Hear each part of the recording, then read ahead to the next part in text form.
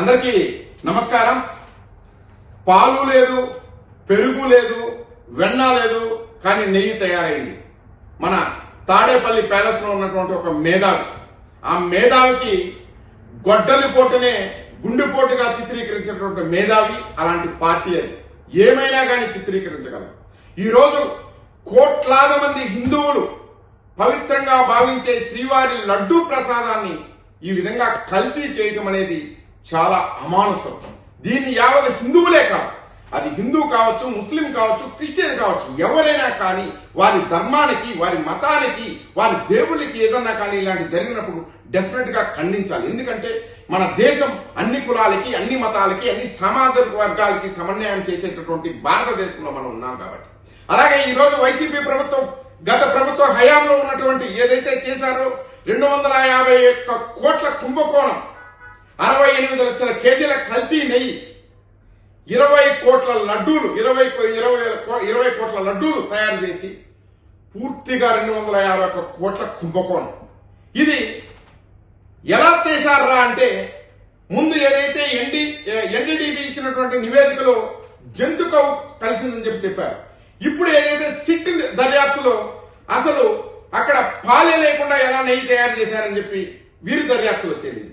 అంటే వీళ్ళు తయారు చేసిందంతా కూడా కానీ సింథటిక్ నెయ్యి. అంటే దీన్ని కొన్ని రసాయనాలు, కొవ్వు ద్వారా తయారు చేసినటువంటి రసాయనాలతో తయారైంది. అది మోనోగ్లిజరైడ్స్ కావచ్చు, లాక్టిక్ యాసిడ్ కావచ్చు, బీటా కెరోటిన్ కావచ్చు, ఎసిటిక్ యాసిడ్ కావచ్చు, ఫామ్ కెర్నల్, అలాంటివన్నీ కూడా వాడి ఒక సింథటిక్ నెయ్యిని. ఇప్పుడు దీంట్లో కీలకంగా మోనోగ్లిజరైడ్ అనే రసాయనాన్ని ఎలా తయారు చేస్తారంటే, ఒక కొవ్వును తీసుకొని ఆ కొవ్వును 200 నుంచి 250 డిగ్రీల సెంటీగ్రేడ్ వరకు వేడి చేస్తే వచ్చే రసాయనం, ఆ సింథటిక్ నెయ్యిని, ఆ సింథటిక్ ఆయిల్ ని నెయ్యిగా సరఫరా చేస్తారు. వీళ్ళు చేసినటువంటి ఏదైతే వాళ్ళు గత ప్రభుత్వంలో ఇచ్చినటువంటి కాంట్రాక్టులు, పాలు కానీ ఆవులు కానీ లేనటువంటి కంపెనీలకి వాళ్ళు కాంట్రాక్ట్లు ఇచ్చారు. మొత్తం కూడా దోపిడీ. అక్కడ నెయ్యి సరఫరా చేసినటువంటి కంపెనీలన్నీ కూడా నకిలీ, సర్టిఫికెట్లు లేవు, ఫేక్ బిల్లులు, లారీ రసీదులు, మొబైల్ ఫోరెన్సిక్స్, మొత్తం కూడా ఫ్రాడ్. ఇంత చేసి కూడా మళ్ళీ తప్పించుకోవడానికి ఏదైనా కానీ మన పవన్ కళ్యాణ్ గారు కావచ్చు, కూటమి ప్రభుత్వం కావచ్చు, ప్రజల రక్షణ కోసం, ప్రజలకు కావచ్చు లేదా ఈ సమాజానికి కావచ్చు, ఎక్కడైనా చిన్న పొరపాటు జరిగినా దాన్ని వెలికి తీసి వారికి శిక్ష పడేంత వరకు కూడా చేస్తుంది మన ప్రభుత్వం. అలాంటిది ఈరోజు ఇలాంటి అవినీతిని, ఏదైతే దుర్మార్గపు పరిపాలనలో ఇలాంటి దుర్మార్గపు చర్యలు తీశారో వీటిలన్నిటి కూడా వెలికి తీస్తుంటే వాటిని డైవర్ట్ చేయడానికి, ఎందుకంటే ఈ డైవర్ట్ పాలిటిక్స్ అనేది వైసీపీకి చాలా వెన్నతో పెట్టినటువంటి విద్య. ఇప్పుడు ఏదైతే జరుగుతుందో దానిపైన దృష్టి మరల్చడానికి అనేక రకాలైనటువంటివి చిత్రీకరిస్తూ అక్కడ ముందుకు తీస్తున్నారు.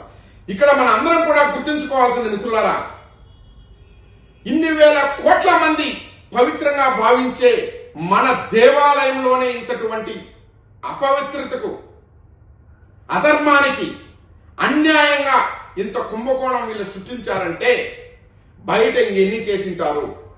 వీటన్నిటినీ వెలికి తీసేటప్పుడు మన ప్రభుత్వానికి, మన నాయకులకి మనందరం కూడా అండదండగా ఉండాలి. అలాగే ఈ కూటమి ప్రభుత్వం అనే కాకుండా నేను మరీ ముఖ్యంగా వైసీపీ వాళ్ళకి చెప్తున్నా, మీరు ఒక్కసారి ఆలోచించండి.